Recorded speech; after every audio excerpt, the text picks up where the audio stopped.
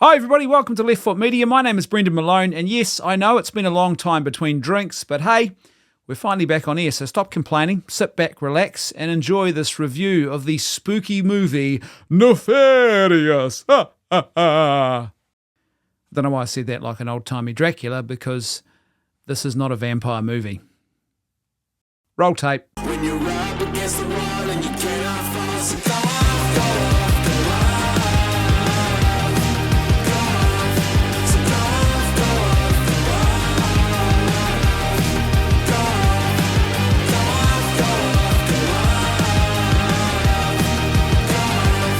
so go off, go off.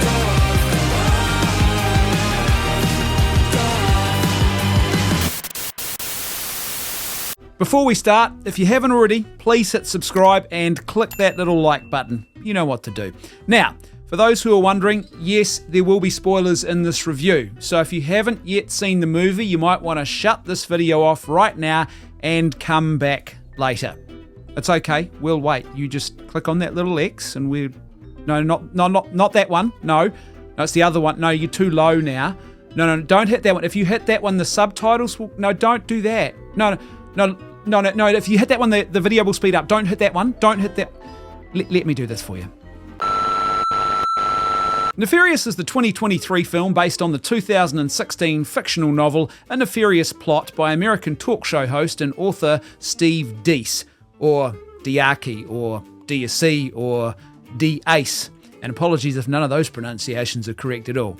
Now, I read a lot. Oh yes, I do. But I haven't read this particular book, so I had to rely on reviews and synopses that I found online, and it seems that A Nefarious Plot is a sort of C.S. Lewis Screwtape Letters-esque take on the major and constantly worsening political divide in American society. The plot of the movie version Nefarious is a little bit more straightforward though. It tells the tale of a psychiatrist played by Jordan Belfi who must determine if a convicted death row inmate played by actor Sean Patrick Flannery of the Boondock Saints fame is faking his alleged demonic possession, or presumably, if he's not faking, according to conventional secular psychiatric beliefs, then he really is a man suffering from such severe delusional mental illness that his scheduled execution by the state cannot proceed later that same day because, well, he's really criminally insane. Despite the fact that this film predominantly takes place in only one room, that's right, only one room, with only two men, that's right, only two men sitting across an interview table from each other, that's right, only one interview table, it's actually a pretty engaging and reasonably well-paced movie that never feels like it's dragging too much at any one point until perhaps the very end of the film. Now, Nefarious is an independent film. It's what I would call a B-movie, or perhaps a B-religious movie.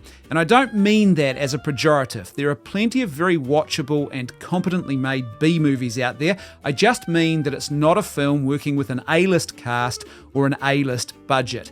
But despite the obvious financial restraints, it's fair to say that Nefarious uses those limited funds fairly well to ensure that the story is engaging enough and reasonably well told. There are some caveats to this though, but I'll talk about those more in just a minute. One other thing before we get to that though. Despite the fact that this is marketed in some places as an independent horror film, it's actually not. It's a supernatural psychological thriller. So there's no monsters, there's no torture porn, thank goodness, and there's no never-ending jump scares. So if you're sitting there going, "Oh, I couldn't watch a horror, Brendan, it scares the pants off me," don't panic, your pants will stay well and truly on while you are watching this movie. Yeah, you know what I'm saying. And I think this is why some reviewers have not taken too kindly to this film, and not just because they don't like wearing pants while they watch their movies. I think they went in expecting a horror film, but instead they found themselves being required to pay a little bit more attention in order to contemplate some deeper themes with the old brain pan about moral philosophy and the problem of evil in the world. I also think that some reviewers hated the fact that this film directly challenges their personal ideological beliefs. The Rotten Tomatoes critics versus audience score is a very telling metric in regard to this movie. The audiences loved it, the cynics, oh, sorry, how did that get in the script? The critics, hated it. But as far as I'm concerned, and on the balance of things, I think Nefarious is actually a reasonably engaging movie that is fairly competently made, with some frustrating weaknesses, but also some moments of sheer brilliance to boot. So let me talk about some of those weaknesses first, and then I want to end by talking about what I think elevates Nefarious above your standard B-movie fare. The main antagonist in this film is brilliant, more on him later, but the actors he is working with on this movie don't always reach that same level of acting prowess. There's nothing terrible about any of the acting, but there are definitely moments where you find yourself very aware of the fact that you are watching an actor who is pretending to play the role of a character rather than a character who is so well acted that you no longer even recognise the presence of the actor. It's kind of like the difference between watching a good theatre play and the acting in that versus watching an amateur drama society play and the acting in that. There are also a couple of writing flaws which I found really frustrating, mainly because these could have been very easily fixed with some slight and very simple tweaking. No, tweaking, not twerking. Why would you twerk a script?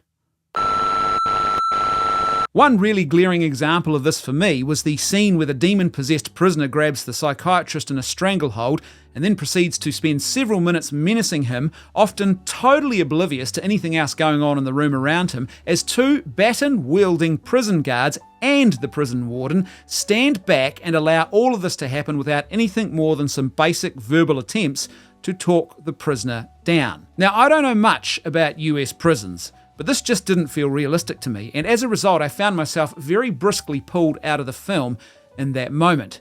Watching an illogical scene like this play out in front of me simply stretched my willing suspension of disbelief to well beyond the point of breaking, which was made all the more unbelievable by the inordinate amount of time that this unarmed prisoner was given, by the armed guards no less, to freely molest and threaten the psychiatrist. What makes this scene so frustrating though is that a simple little change in the writing could have solved all of these problems.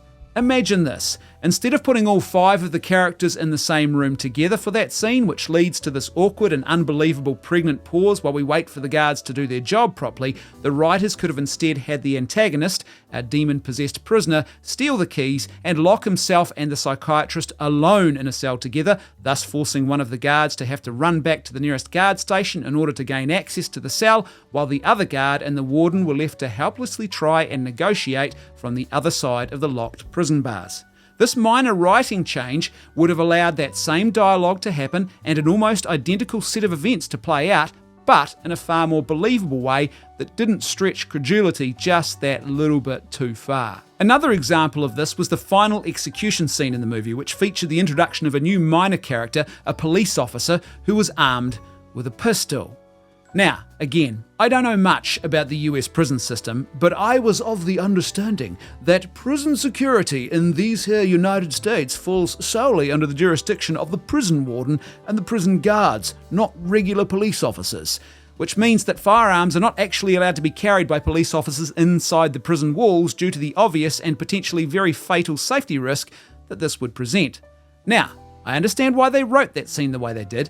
They needed a gun to be in the room, ready for the events that were about to unfold immediately after the execution. But again, a simple little writing change could have solved all of this without doing any harm to the audience's willing suspension of disbelief. So come with me, dear viewers, as we imagine a different version of that same scene. All the writers had to do was to relocate that incident where the psychiatrist grabs the police officer's gun out to the main entrance area of the prison. So instead of those events taking place in the execution viewing room, they would have unfolded in the prison entrance area, with the psychiatrist grabbing the police officer's gun as the prison staff were taking it out of the lockup and handing it back to him on his way out of the jail. And that would have made just so much more sense. The one other writing moment that really bothered me in Nefarious was the final fate of the guilty death row inmate, Edward Wayne Brady. In this film, he is portrayed as a sympathetic and tortured victim of a powerful demonic force that has possessed his body. This was a character who was crying out for a repentance and redemption moment, a moment that was actually set up in lots of ways throughout the film, most explicitly when the prison barber came to give him his final haircut. But for some unknown reason, this setup was never paid off. Instead, he died in agony with his demonic tormentors gleefully enjoying every last moment of it. This particular choice just did not feel right to me. Instead, it felt cruel, it felt nihilistic, and it felt needlessly lacking in hope. After all, if a man like that could find peace and freedom from the grip of a powerful, tormenting evil, then why can't us, the lesser mortals, also be inspired by watching that to find the same solace and redemption in our own lives? To me, it just felt like a very important thematic opportunity went begging at that point. Right, with that out of the way, viewers, let me now tell you about what I consider to be the highlight of this film, the thing which elevates it into moments of sheer brilliance from uncultured, awful pulp. And this is a big one, because without it, Nefarious would have been a very average B-movie with nothing particularly noteworthy to merit a "this is well worth the watch" recommendation from me. And that one profoundly important and movie-elevating thing is the acting masterclass that is delivered by Sean Patrick Flanery in the lead role of the demon-possessed prisoner, Edward Wayne Brady. In fact, it's actually two roles that he plays in this film, both very distinct and both very, very well performed by him. One is that of the arrogant demon Nefarious, the other is that of the hapless possessed man, Edward Wayne Brady. The acting is so good that if you were ever to contemplate giving an actor in a B-movie an award for his acting, this would definitely be one of those performances. Now, it helps that he has some pretty rock-solid script and dialogue to work with in his scenes, and it seems pretty likely that this is where the movie has relied heavily on the more substantial philosophy and theology found in the book that the movie is based on. But even then, this dialogue could have very easily become nothing more than cliched and clunky sermonizing or confusing pseudo-intellectual sounding babble without Sean Patrick's animating acting prowess. In case you can't tell, I'm struggling here because there really aren't enough superlatives, and yes, that is a real word, to describe just how good his acting performance was. You really need to see it to believe it. Flanery steals every single scene that he is in, often chewing the scenery with such wild abandon that you really feel like you are watching a genuinely diabolical presence bragging, threatening, and dissecting his opponent in a psycho-spiritual chess match with unrelenting cruelty and hubris. And then Flanery switches with what feels like an effortless grace into the role of the tormented human soul, Edward Wayne Brady, and you never once find yourself thinking about the fact that this is actually the same man in front of you playing both roles. You genuinely believe there are two different creatures in these same scenes, yet there is only one thing that actually changes: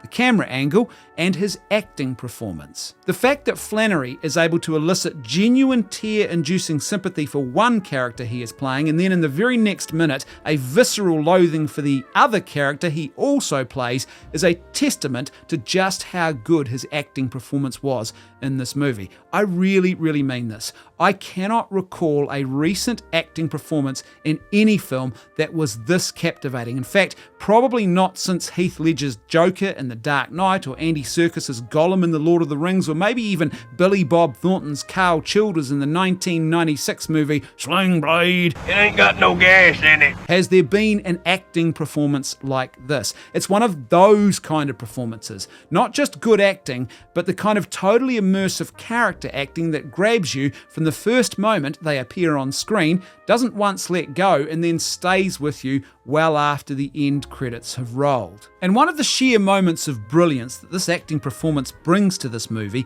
is experienced by us, the audience, during the simple but extremely impactful on-screen transition between the two characters that Sean Patrick Flanery is playing. Picture this, if you will. The camera adopts a point of view from behind the head of the psychiatrist as he looks across the table and converses with Edward Wayne Brady, and then it slowly pans from one side of the screen to the other.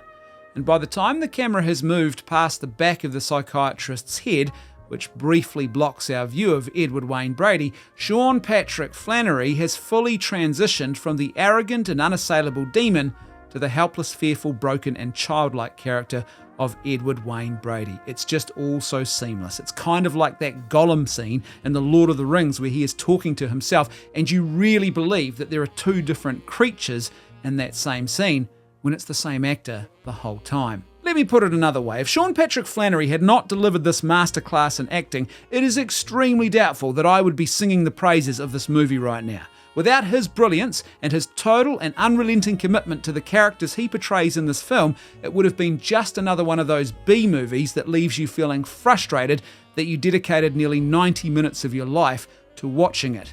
In other words, Sean Patrick Flannery is this film, and this film is Sean Patrick Flannery, and I'm giving you 5 minutes to get out. Well, no, I'm not. But without him, it's just a middling B-movie thriller with some well-worn tropes and some pretty average TV acting. So, my final thoughts? Well, I'm glad you asked, audience. Let me share them with you now. Sit up, pull your chairs closer. Come on. Turn on those ears.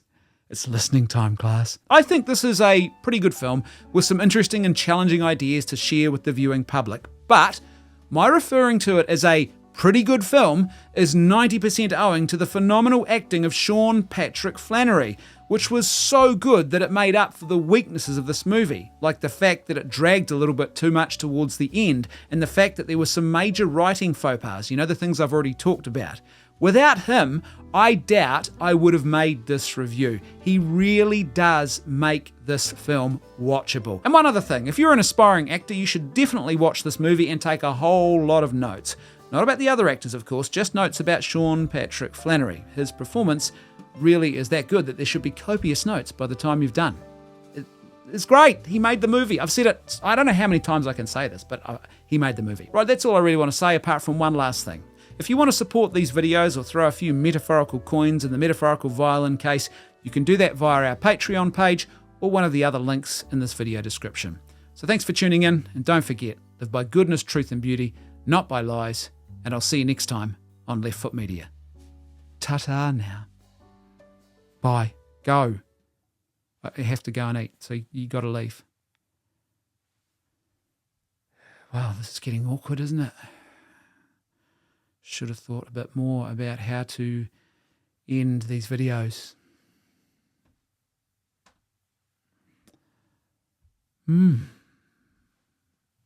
Backdrop, do you like my backdrop? Okay, this is getting a bit tedious now, isn't it? Can someone turn off the camera?